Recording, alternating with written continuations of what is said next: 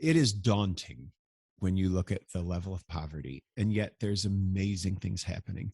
And it's become kind of a mantra for me when I see the problems in the world and we get inundated with them thanks to social media and news that spins things all kinds of ways, is this: do for the one what you wish you could do for the many.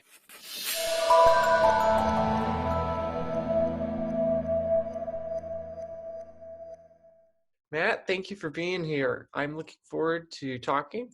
We're going to talk about Guatemala today. We're going to talk about the current situation in Guatemala, the issues of poverty, what's causing Guatemala's poverty, and what most of us Americans, Westerners, are completely unaware with when it comes to Guatemala. And then also a really lovely story that I have heard a lot of, but not the entirety of little Felix, who is a young boy in Guatemala who Matt had a personal uh, a very personal relationship with in his life and has had a great impact on him and his family. So I'm looking forward to hearing that story again and seeing some pictures I've never seen before with that. So Matt, thanks for doing this. Appreciate it. Luke, it's so great to see you, and it's so great to be able to have a conversation with you. Yeah, wonderful. So how about let's start with Guatemala. Could you give a brief rundown of what the situation looks like there, what it's looked like for the past years and decades, and how we got to this point?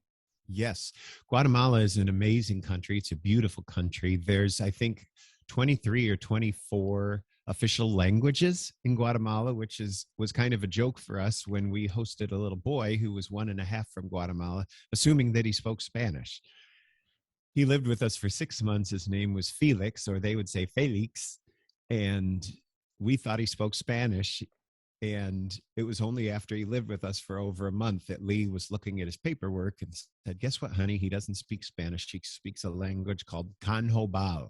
It's spelled Q apostrophe ANJOB apostrophe AL." And we didn't know what that was, but it is a Mayan dialect.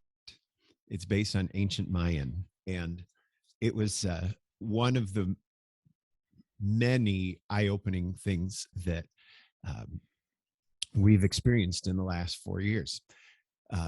Felix came to us through a program called Healing the Children, but that where children from third world countries come to the United States, and we're near the University of Michigan Mott Children's Hospital, and that does surgeries for free for children because it's a teaching hospital, and the students get to see cases that are unusual. But the situation in Guatemala, as I came to learn, and I am not an expert, I just have this window into what's going on there. There are many people in extreme poverty, and there are we tend to think that everybody from Guatemala is Hispanic, but they're not.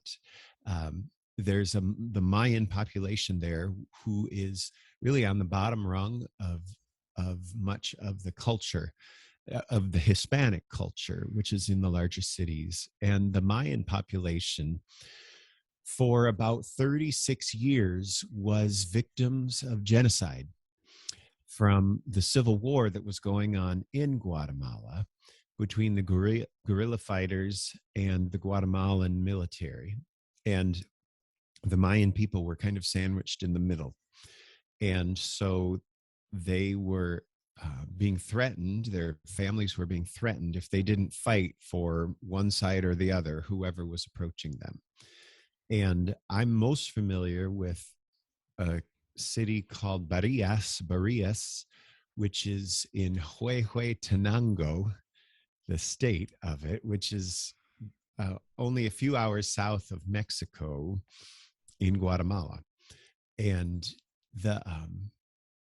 the little boy that we got to know and got to know his family because we found him and visited him twice now,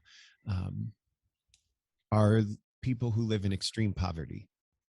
And Felix, especially as a little boy of a single mom, that they really rely on primitive farming, and that's the reality of hundreds of thousands or millions of people in Guatemala.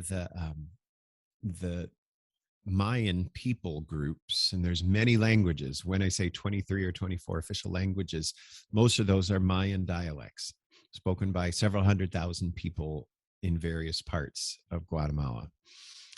The the Mayan people would be threatened if you don't join our forces against the government or our forces against the guerrilla fighters. Um, we'll kill you. We'll kill your families. And there's what they call um, the silent Holocaust.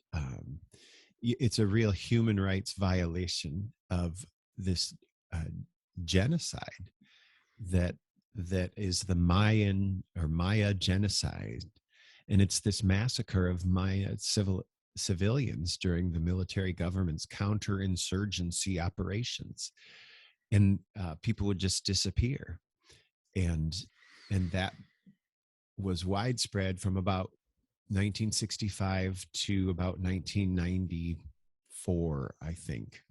But it was unknown to most of the world because it was in such an isolated way and done in such an isolated way. There were probably 200,000 Guatemalans who were killed during the Civil War, and including 40,000 people who just sort of disappeared.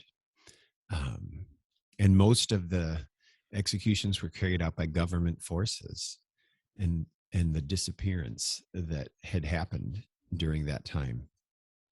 So many of the cities that are there are relatively new. Many of the towns and the villages, the pueblos, the aldeas is a word for, it's a little bigger than a village. You know, it might be 50 families or 100 families.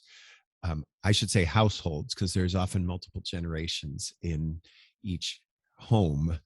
The homes are usually like corrugated metal or wood, open to the elements. Guatemala is also amazing. When we were visiting in Huehuetenango, we were up at like 11,000 feet during part of the traveling. And the city of Barillas is surrounded by 300 Mayan villages.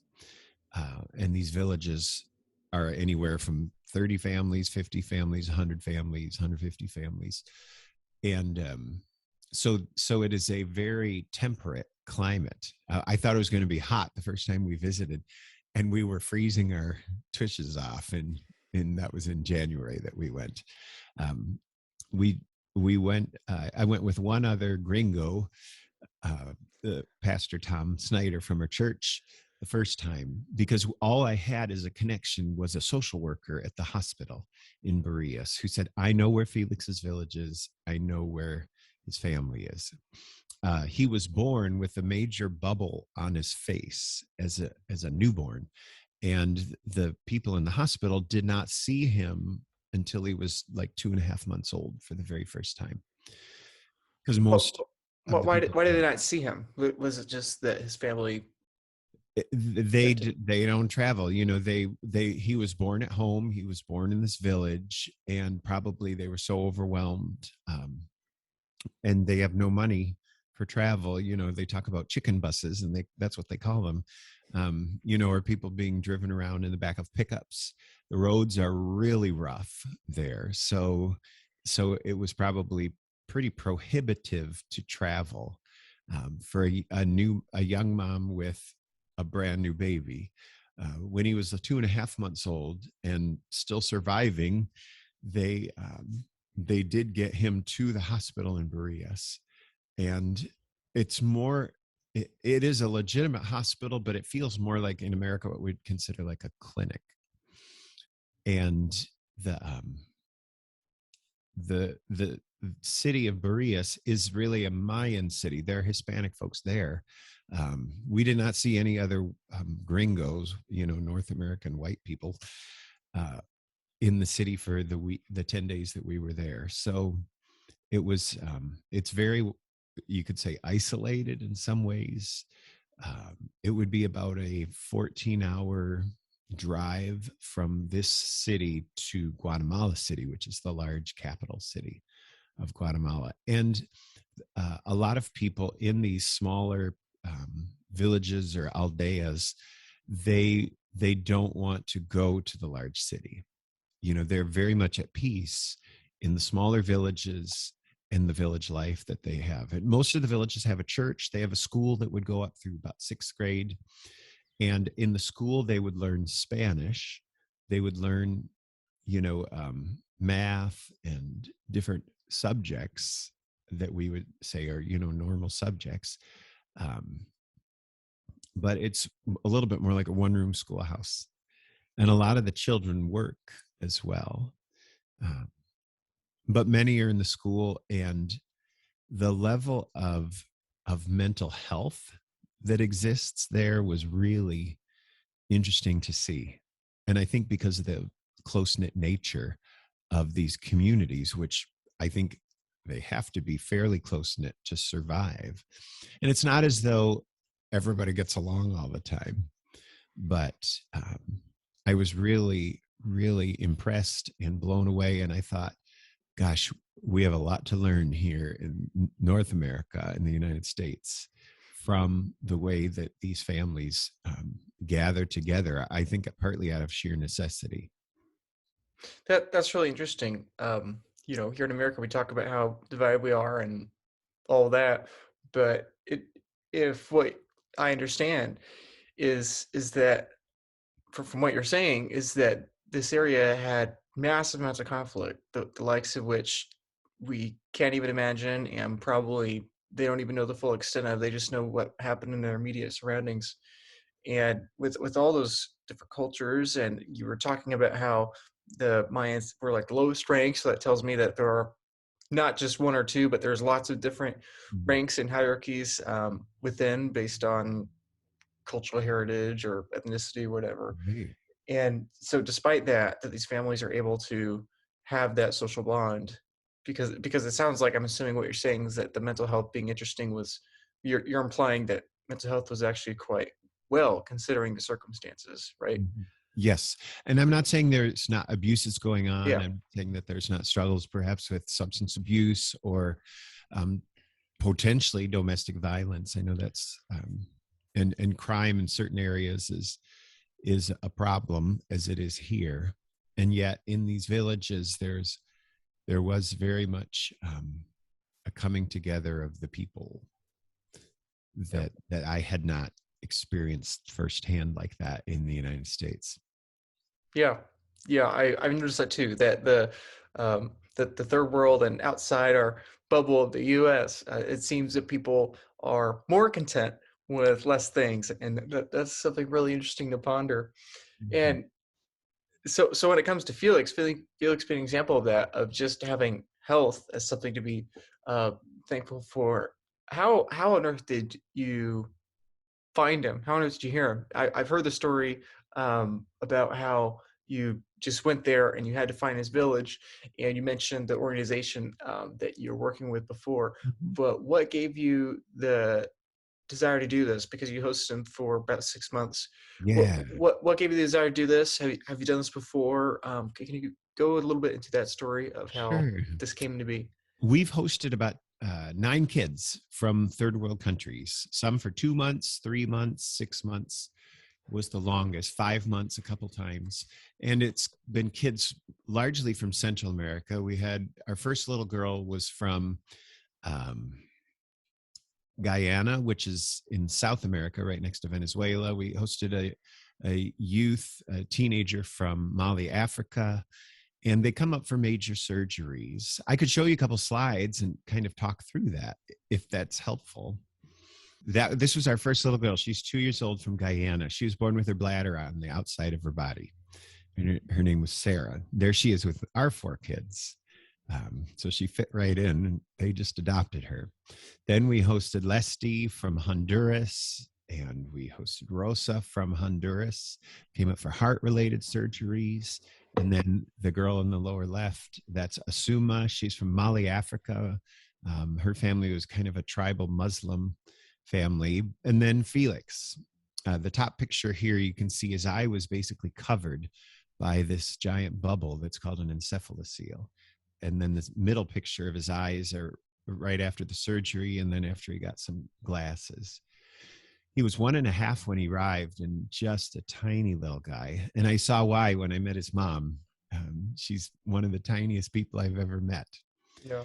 And Felix, he was happy most of the time. And he just um, loved life. You'd say he loved to explore. Um, the Mott Children's Hospital did his surgery, and they actually had to take his skull off to do the surgery. To Oh my goodness. There's a hole behind his nasal cavities, and this is him after the first surgery, which something wasn't right, and my wife knew it, and she took him in, and they redid the surgery. You can see in the picture there where they cut his skull. They did a zigzag cut Wow. so that it wouldn't have like a strange line. You're talking your left picture, correct? Yes, Yeah, yeah. yeah. And he was amazing. Once we realized he didn't speak Spanish, and we weren't going to be able to learn Kanho Bao very easily because there's a lot of X's and apostrophes, um, we just spoke English with him, and he picked it up brilliantly. He spoke as well as Wow. any of our kids did. On the left is his Halloween costume. My wife dressed him up as a garden gnome. Basically, just put a belt on his little coat and gave him a beard, and it was perfect. So this is him with some people at our church with our little dog, getting his hair cut before we send him home. That's him on his way home with the off-duty flight attendant. And then we went a year later, and we sent him home with a letter and, $350 cash or something like that.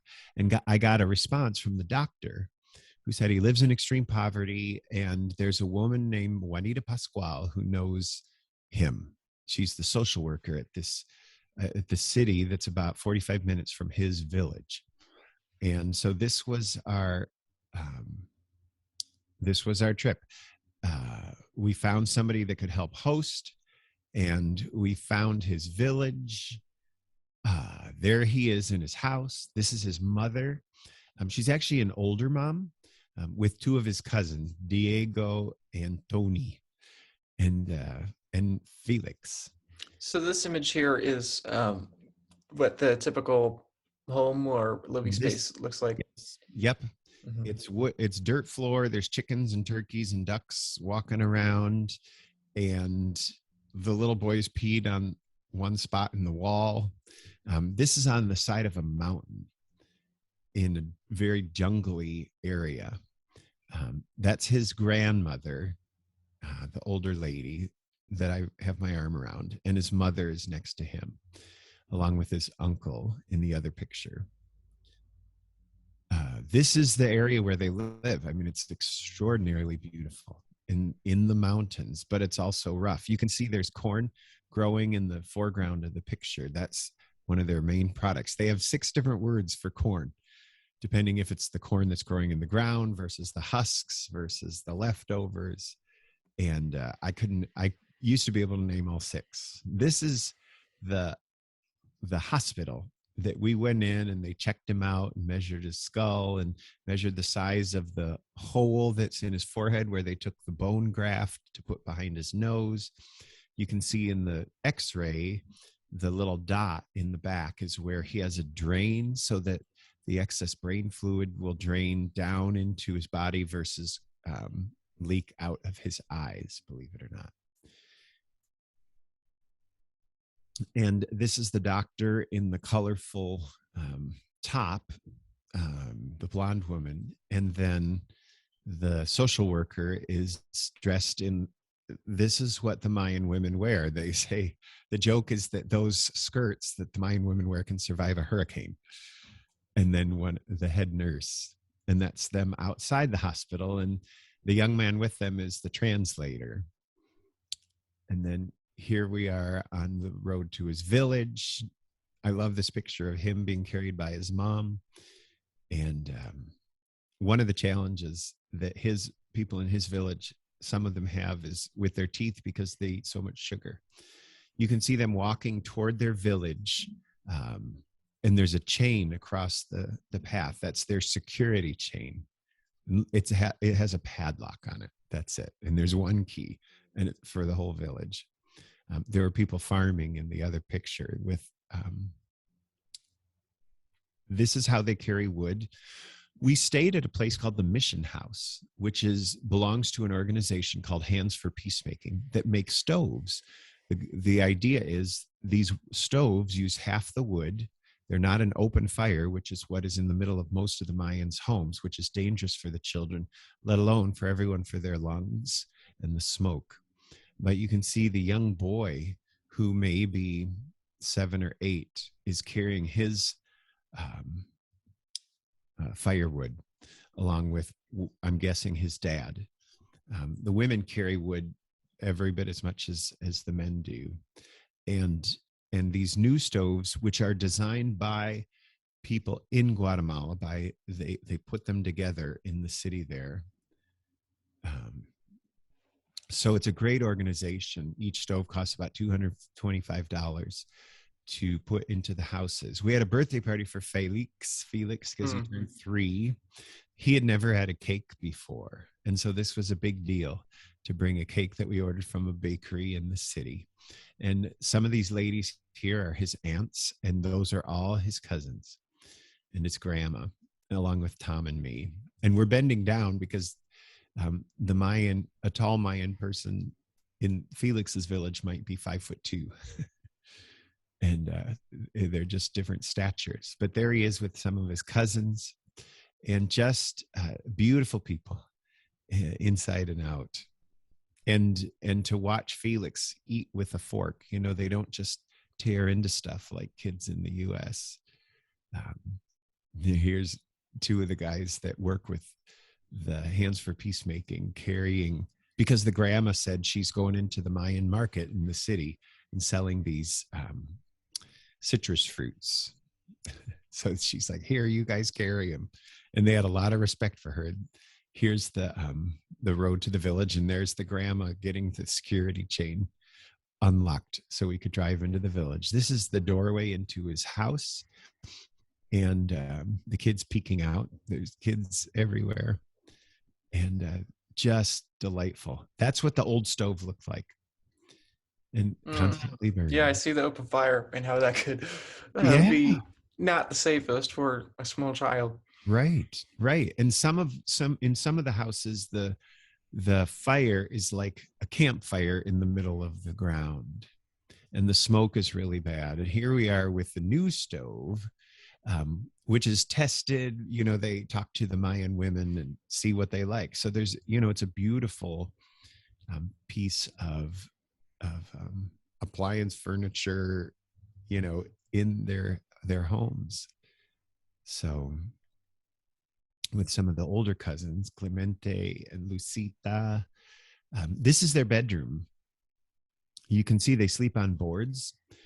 We bought mattresses, and the mattresses that are down there are simply like pieces of foam about 2.5, 3 inches thick.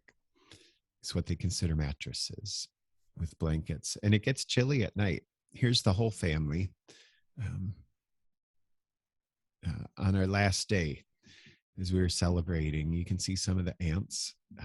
This particular family, the grandma had 7 daughters and 1 son. And those are some of the older cousins. And Felix's mom, she was tiny for everybody. This is the city behind us. You can see in those pictures, and some of the people who work with the Hands for Peacemaking. And they have a professional soccer team. We went to a soccer game. We went to a church dinner one night. I'm pointing at each other with this guy because he is a professor of Canjobal. So he teaches the language, along with Spanish. Most everybody does speak Spanish, more or less. So I was saying how much I needed him for the trip. There's the mattresses that we purchased for the family while we were there. It's just pieces of foam. And shopping, when they buy the grain, they just buy it in bulk, like Costco in a way, only it lasts forever. And there we are back in the home. We had bought some blankets for the family so everybody could get one. And the Hands for Peacemaking, they'll put stoves in an entire village. This was a pretty unusual case because we had a specific connection with one specific family because of this little boy. But the following year, we brought 7 of us down from our church, Dexter United Methodist here in Michigan, and we put stoves in everyone's homes, along with water filters. And it was such a celebration. There's one of the older cousins, and there's the grandma. She was a substantial woman. She was amazing. So just some pictures, just to see the faces of these people, um, to get a sense of who they are. So these are, That's a great one. isn't that amazing? Yeah. Yeah. So much togetherness. That's all they have, is one another, really. Yeah. That's probably part of what we were talking about And earlier there's as Felix far. with his grandma. She's in her 80s. She's like 82 in this picture. Wow. Which I'm sure She's is an amazing quite old woman. for the region. Driving in the back of the bus, or in the back of the pickup truck. We were just all piled in, and then saying goodbye. It was an amazing experience. There they are, waving still in the mists of the mountains in Guatemala. But the economics are a real challenge for people. Just the desperation of the extreme poverty that many of them live in. Yeah. So I would love to ask you along that line. So, I mean, it's a wonderful story, and there are many other individuals like yourself that are hosting these children who need medical attention, and installing stoves, and helping out with the local people there, town by town, village by village, or in this case, child by child. As far as the issue at a larger sense, what do you think the future looks like? Because obviously, to go one by one is a wonderful thing, but in order to solve the greater, larger problem, it would take a very, very long time. So, do you think there is a larger, deeper change, or more broad transformation that you see in the region in the Mm-hmm. future? Yes. I think that the government being able to provide more infrastructure would be really vital. Um, Like transportation we're talking about, or do you mean Healthcare, even healthcare? roads. Yeah. Yeah. You've never driven on roads like these through the mountains. You can't go more than about 15 miles an hour in some spots for miles and miles. Um, I think the further you get away from Guatemala City, which is where the government capital is, the more the churches have, not that they're not stepping up in Guatemala City, but the more that the local people rely on churches. So that seems to be the strongest network and the most hope. We went to a church service in Barrias, the city near, with all these Mayan villages around them, and they were collecting money for missionaries. We would think of the people in the city as in need, coming from the United States, and then you realize how those people, who we would say many would live in poverty, of what comparatively so, those people were taking up collections in their services for the poor people. Yeah, who they view as the poor people, which Right. we can't even imagine. Right. That Um, that's that's really humbling for us Americans. We often have reasons that we don't want to help, or we don't want to sacrifice or give, whether that's time or financially. But that's a or reminder for us. trust, or we're so self-centered we just kind of forget about everybody else. The other thing that it is daunting when you look at the level of poverty, and yet there's amazing things happening. And one of my, it's become kind of a mantra for me when I see the problems in the world, and we get inundated with them thanks to social media and news that spins things all kinds of ways, is this: do for the one what you wish you could do for the many. I don't know if I said many right. Do for the one what you wish you could do for the many. And Yeah, then there's, from a spiritual standpoint, and I am a pastor, the I look at this little boy born with this curse on his face from his mom not eating enough leafy green vegetables and it not sealing behind, and so he has this bubble. And from a spiritual sense, you'd say Satan was having his heyday with this little boy and his family being cursed with this birth defect that was so blatant for everybody to see. And he lived with us for over a month before the surgery. And people would just, he stopped traffic as people were wondering what is going on with that little boy. And then after the surgery, he stopped traffic because he was just so darn cute, with these great big eyes and eyelashes as long as my fingers practically. But God took that curse of this little boy, and the way that the mom heard, somehow they had a radio in her hut, and she was listening, and it said an American university is having a clinic, a cranial facial clinic. And it was in Guatemala City. So for that mom with that baby to be that desperate to travel 16 hours to Guatemala City, and they said, we cannot help you here, but if you would let us, we could bring your baby to the United States where we have a hospital that could fix what's going on. She had to, by blind faith and trust, put him on an airplane, sending him to a family she didn't know for procedures she didn't know or understand. Neither do I, frankly. And he was gone for 6 months. And we happened to just be his host family. But then through that little boy and through the courage of that mom, we were able to find them. And then after finding them, the year later, bringing a mission team down there to put in cisterns to build a small house for the mom and Felix. Her name's Faustina. And to get stoves in everybody's village for $225 a stove. Seriously, come on. And that uses half the wood. So environmentally, it's so much better. Just the labor of hauling the wood, and everything has to be cooked with wood. The water has to be boiled with that wood. And to be able to bless the whole village like that. And we're the ones that get blessed from showing up and getting loved on by these people. It's like God took the curse of that birth defect and turned it into a blessing, not just for their family, but for their whole village. And we have raised money, thanks to COVID, we haven't been able to go, to return to the area and to do that in another village. Thanks to the Hands for Peacemaking organization, which is a Guatemalan organization that makes the stoves there, that puts them together there. So they employ people right there in Various. And we're on our way back. But it was through healing the children and through Hands for Peacemaking that all this was possible. That's wonderful.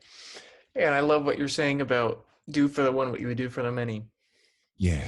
How do you think that us average Americans can do for the one as we wish for the many? Obviously, not everyone can host a child for 6 months or so, but what do you think the average person can do? Is it a financial question, a time question, just simply prayers, or what do you think?